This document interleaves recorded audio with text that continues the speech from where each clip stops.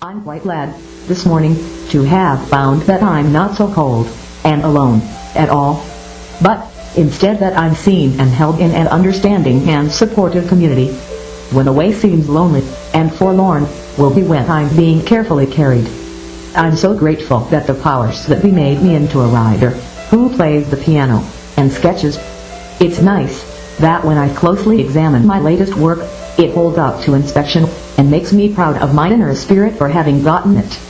But I definitely would hope that, after finding that my things are doing fine and progressing well, my books and videos and recent albums, that our walking will get easier and we won't be so susceptible to feeling overexposed when things go wrong. I just have seen too much tragic trouble, and I could use a pay vacation. So, I'm telling myself to take everything slower from now on, or for a while. I hope that we all can get through the coming times without going through a bad weather event or natural disaster.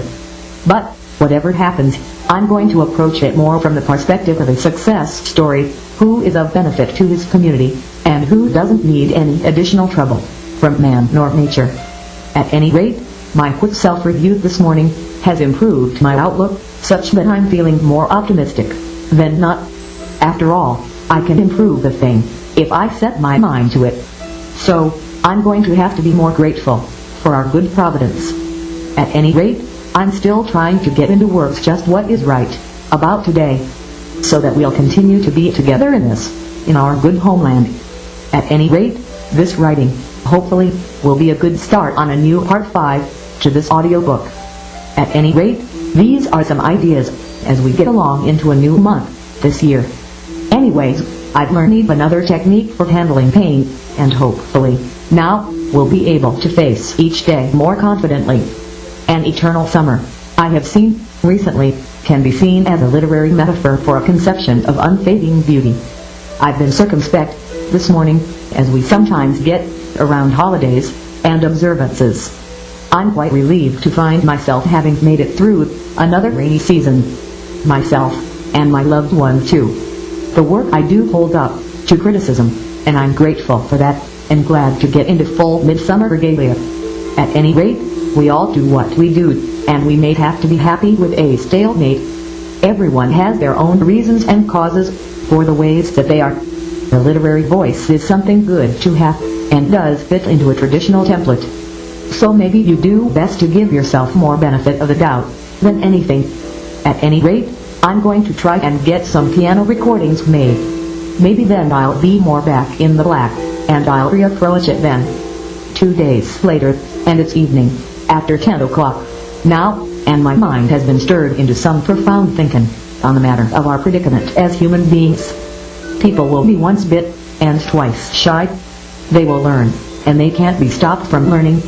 We're like computer brains, to be perfectly honest, and after many years of writing, when we write as led by spirit, we will simply grow wise to much that happens in the world. Some things which we learn of, we feel we would do better not to know of, such as the way that time's not in the business of giving away its secrets. It's just a tragic truth that sometimes our hearts lead us astray. What I mean by this is that we're sometimes given a false sense of security until it's too late to actually save ourselves. People have found out, just in the past year or so, how certain lowlands in our countryside are fertile and good soil, and maybe somewhat of a peaceful valley.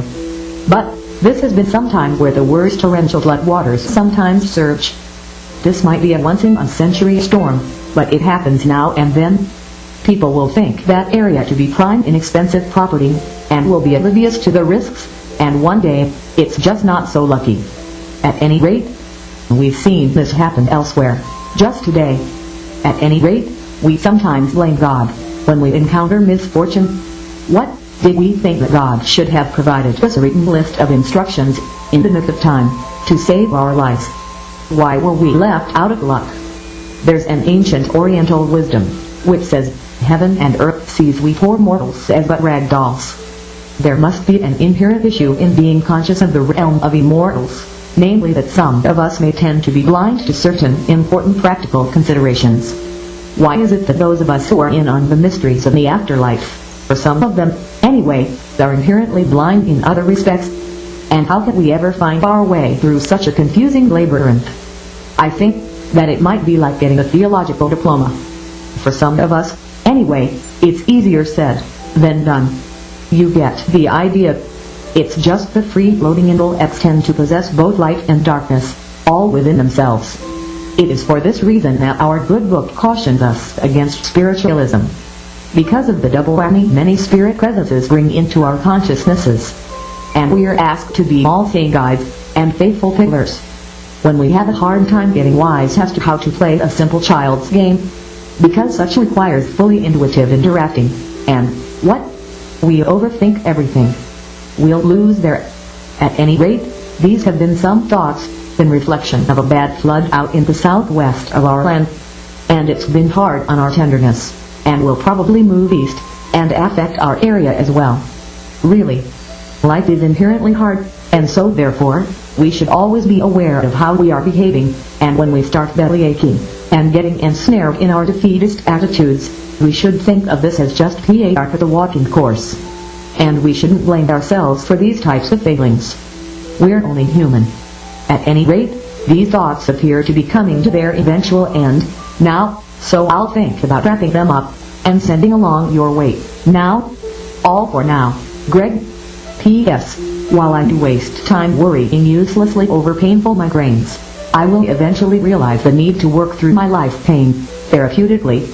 There will always be someone to tell your troubles to, when we write, and do publishing like this. This in effect seems to lessen any pain we may be feeling. In other words, two minds are better than one alone. You'll hopefully remember this guidance, and to engage with your pain therapeutically, in the written word, or as musical or artistic expression of any kind. Can you envision on paper, or canvas, just what this day has been like? What might have you learned? This to me is what is meant by art therapy. All for now, Greg. Tilda. I'll try a little bit of improvisational writing this morning, and see what, if anything, is on my mind. This is a stressful time. After weather events, any such disasters, I deal with a lot of unintentional self-criticism.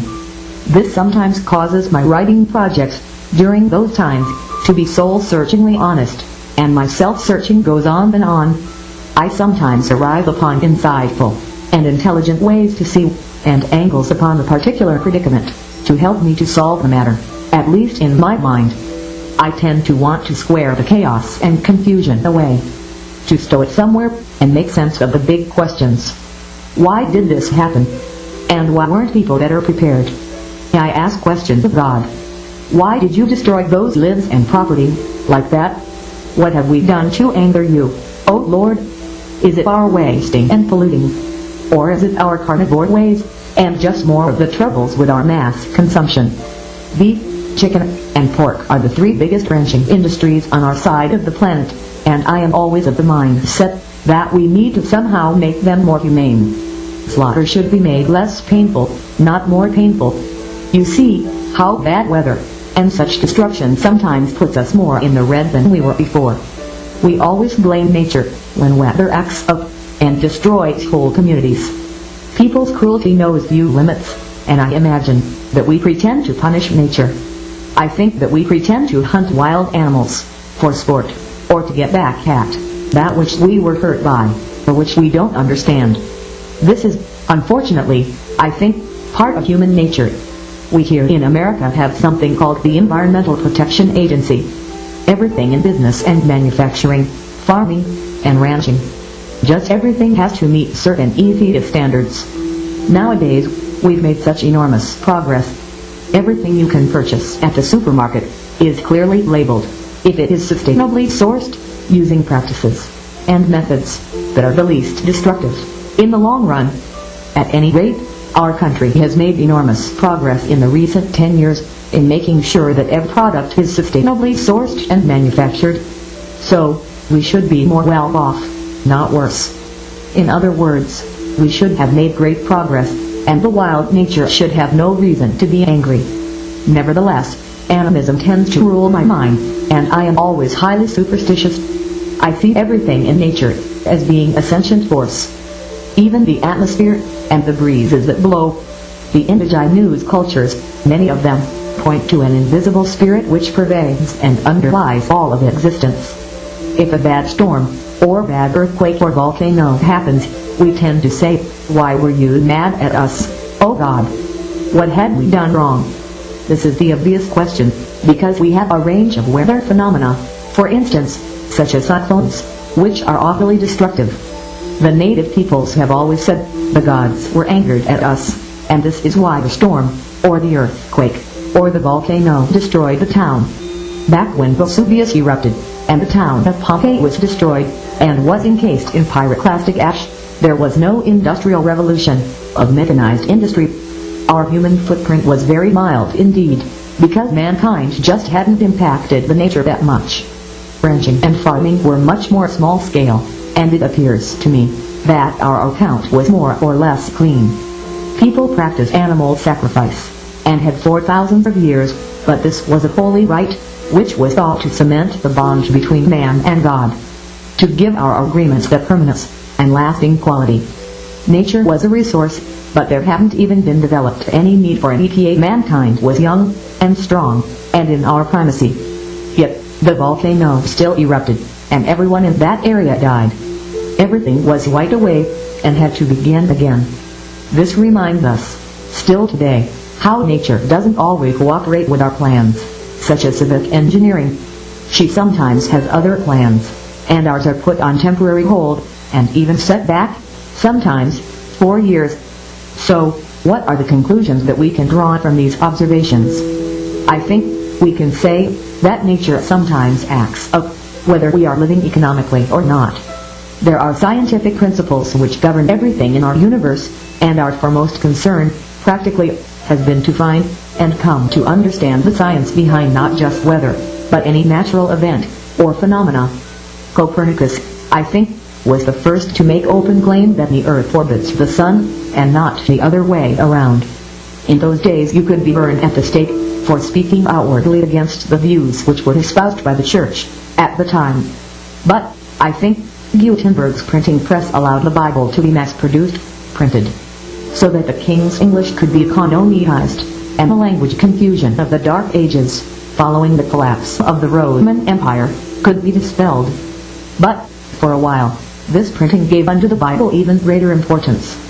Even today it's still revered. But at the time, Europeans didn't speak openly against the Bible beliefs. Speaking of new scientific innovations and findings was risky at best, and could be perilous. Many died. Of course, today we've worked out the peace between religion and science, and the matter we tend to keep separate. The Church and the state beliefs. The state doesn't espouse any set religious beliefs, but our Bill of Rights guarantees religious freedom. No one religion should have absolute say in the conducting of state or government departmental business at all. But then comes a bad weather disaster, such as some of us may have feared the previous week. Then we're somewhat beset with superstition, and many people find solace and shelter in their religious beliefs, and a terrible loss of life and property is usually a time to renew, in our church views, a more vitalized and energetic religious faith.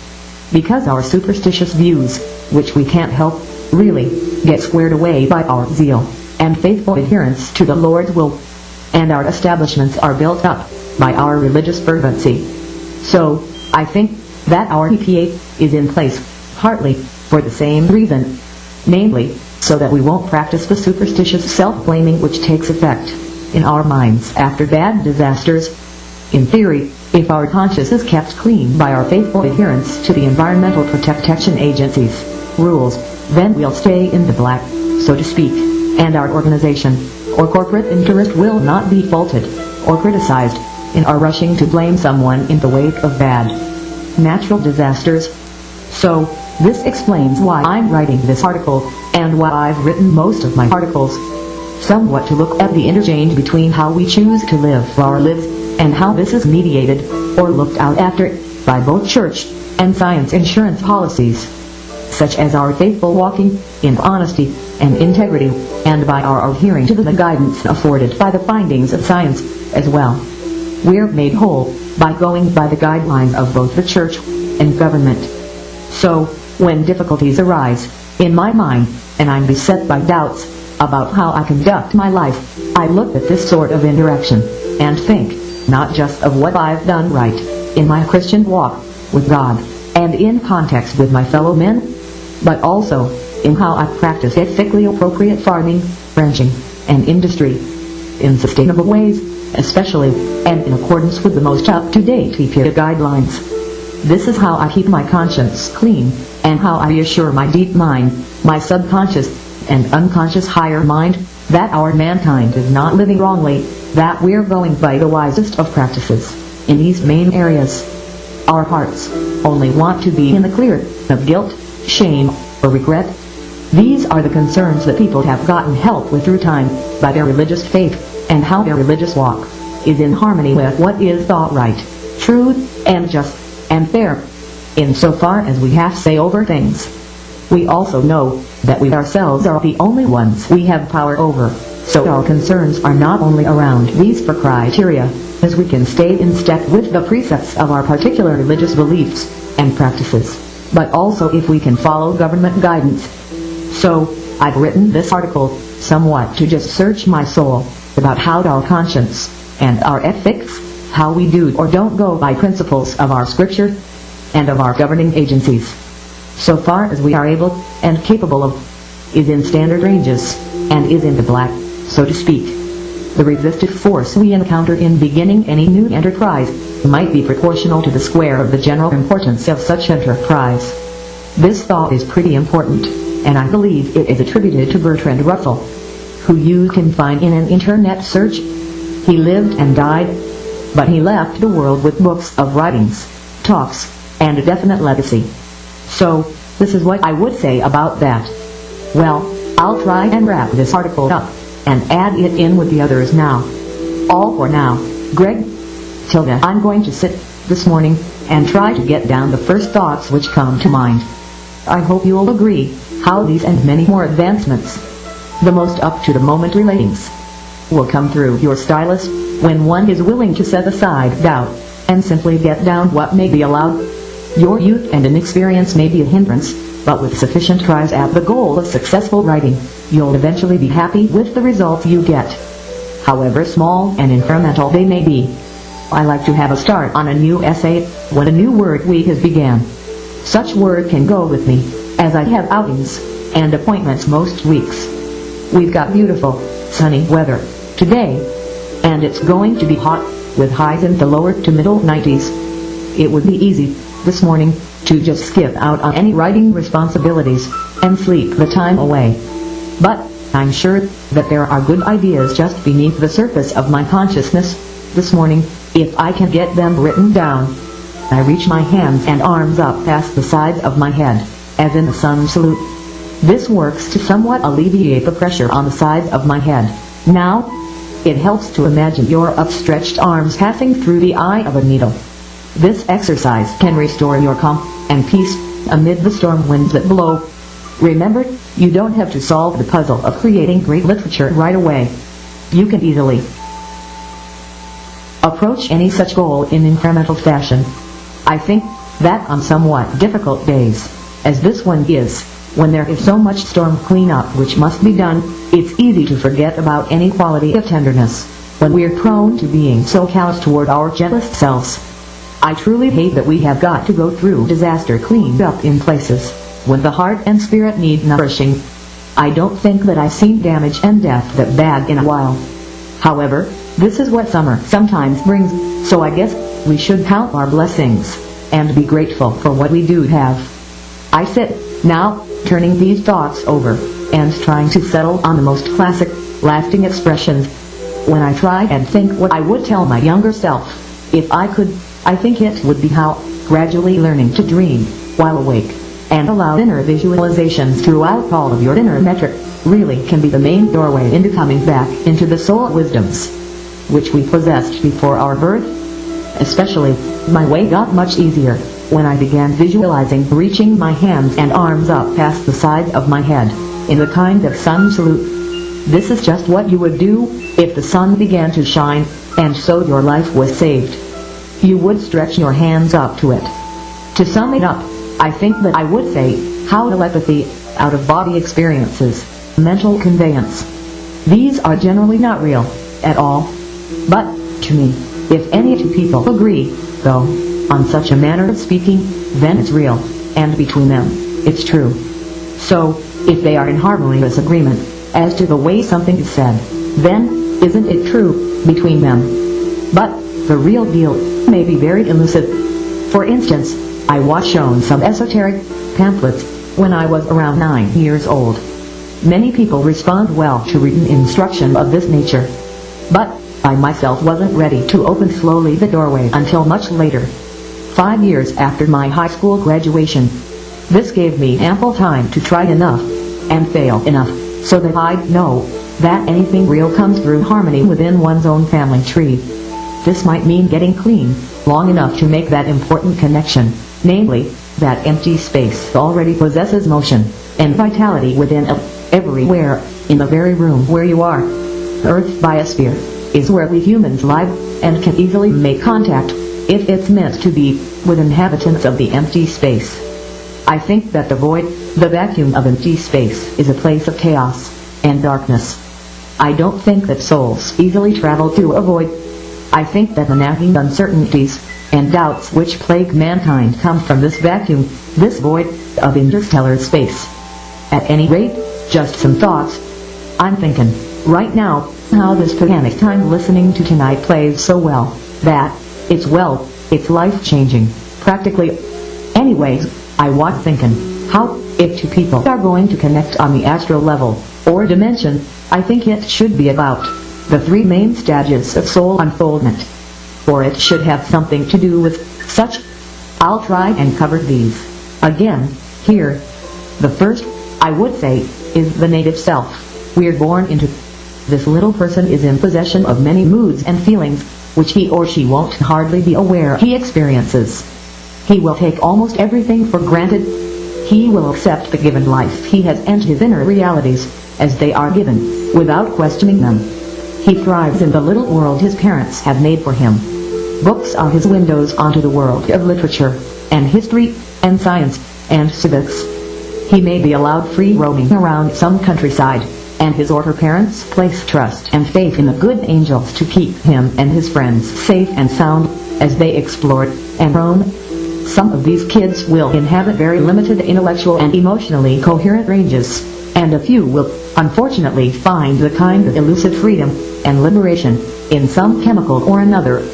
He or she may go into the medicine cabinet, and this sort of thing rapidly brings on psychotic migraines and pains, which require more of the drug. He or she deals with throbbing, numbing blindnesses, which he isn't really conscious of, but which he seeks to self-medicate. He quickly enters into the second stage. This, I would say, begins, anyway, around the onset of puberty, and continues right on up, through spirit indoctrination, and life's intense failures, and defeats. If he is in a family where there was hereditary alcoholism, or mental illness, that is, drinking and drug use may be the norm, and he or she will likely be an insularity, and have to struggle hard to make it through certain tests. He or she might not make it through these tests, and may die there, an early, isolated death. If his or her family are drinkers, he'll probably grow up like them, that is, in an alcoholic framework, and in a system that revolves around alcohol. This can lead to early death, from hardened liver, or kidney failure. The third stage, I believe, doesn't begin until the person gains his or her sobriety, and is shown the actual latticework consciousness, within and amongst our social frameworks. This person will, hopefully, be looked after through the social welfare system, and may eventually be in an actual home family, like a group home, or boarding home, or foster home. In his state's mental health care system. At any rate, these 3 periods, or stages of living, are what typify these kinds of spirit and medicine paths. Great goodness, and truth, and beauty, and righteousness can arise at any of the stages, and can endure and thrive for lengths of time. In certain cases, incarceration is called for, and these times will either make the person or break him. If he or she gains freedom, he may or may not make it to sobriety. Some people leave prison only to drink themselves to an early death. But if he or she has a supportive team of healthcare professionals who try on his behalf, he can attain sobriety. This third stage of consciousness, really, including the spiritual latticework consciousness, can then develop. Well, you can see the gist of what I think we can look for in soul unfolding, in paths that develop on the solar level. These ideas are coming to their conclusion now, so I'll wrap them up and add them in with the others. I'll send them along your way. Now, all for now, Greg. Till then I get myself situated in my writing chair this evening and try to see what is just beneath the surfaces of my mind. My higher mind, within this local latticework of presences, as I can easily perceive nearby. It feels so good to just let my guardian spirit have the stylus. I find myself totally docile and receptive to these somewhat more coherent thoughts than my own haphazard mind might could allow. It's so good to be held strongly in the arms of a good feminine spirit, while I keep my thinking something like hands and arms stretched up past the sides of my head, such that the metaphoric needles are threaded, and all pain and discomfort falls away, as a strong, positive connection is made. Oh, when I think of what I could tell my younger self, about how much simpler living is when we have only one prime directive, and this is wholly sufficient to meet the goals. At any rate, these thoughts are flowing through my consciousness right now, as our afternoon sun is setting, and dusk is falling, on this second Tuesday in July, this year. I'm glad to be indoors, and cool, this hot, sultry evening, because we have a rain and thunder advisory for about the next hour. Today, I'm going to get over to the office, in an hour, and get my evening medicines, and get to sleep. I've had a productive recent month. Since the first week in June, I made the Greg at the Piano audio-only archive, and got that all online and squared away. I've made the 5-part so far audiobook, called Impromptu Profundity, which uses these GTP soundscapes as the background music. I've also gotten a new 4-panel composite artwork done, and made a video featuring it, called Flowers 2 weeks, and expanded my files. I've also recorded a new album of keyboard music I've called The Moonflower Suite, and gotten this online and squared away, along with 10 new video clips of myself playing the piano. I think that this about covers it. All of these goals accomplished, since being shown the new pain management visualization technique. And so I find myself better, now for the month, and now continue writing for the latest audiobook part 5. A bit farther to go, and this will be finished. I'm passing the time tonight, while I'm inputting these thoughts, by doing some washing. All of my bedclothes need washing every week, in order to keep bed bugs away. So, you can see, I've been staying pretty busy for the recent month. Sometimes, I don't know quite what we've become, then you read my mind, and we've become one. To paraphrase the song, Lessons of Literature. What did we discover in our soothsaying? And then, how do we keep such? And how do we come away from such? Can we walk away from darkness? We're in this together. For sunshine, or stormy weather. Can we truthfully say this? Here's a good one. When darkness arises, artistically, can we show unconditional acceptance? And walk with that one, until the time the memory moves into the past. Here's something else. How do you earn money in a free land? Give people what they want.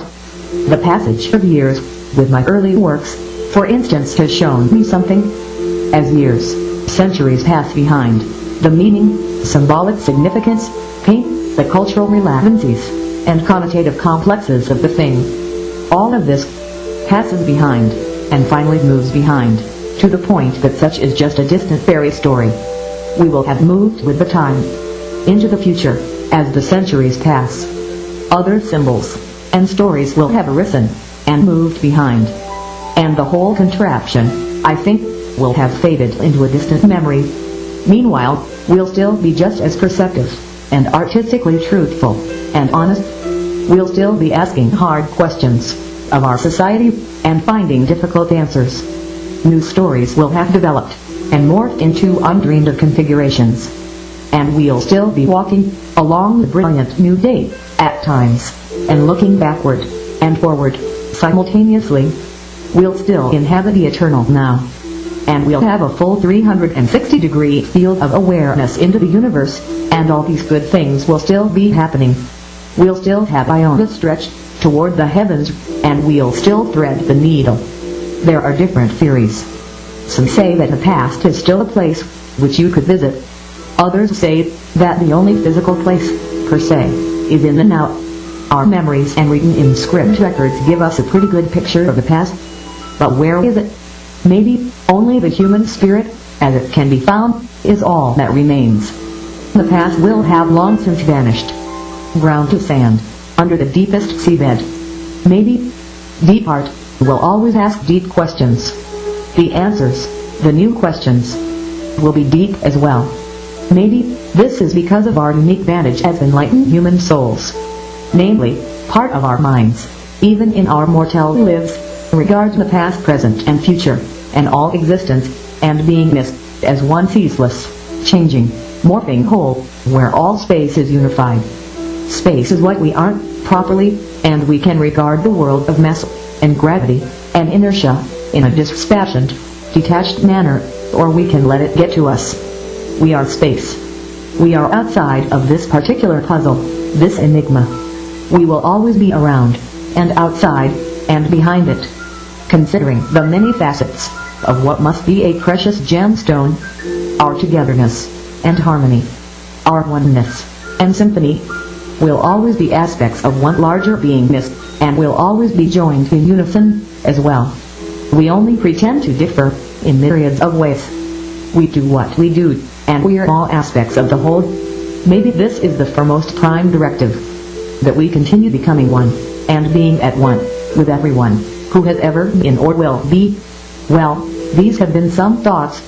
You can see how artists and poets sometimes ask deep questions of their society. To me, the answers are as we find them to be, when we transcend our limitations, and grow adaptive to our handicaps.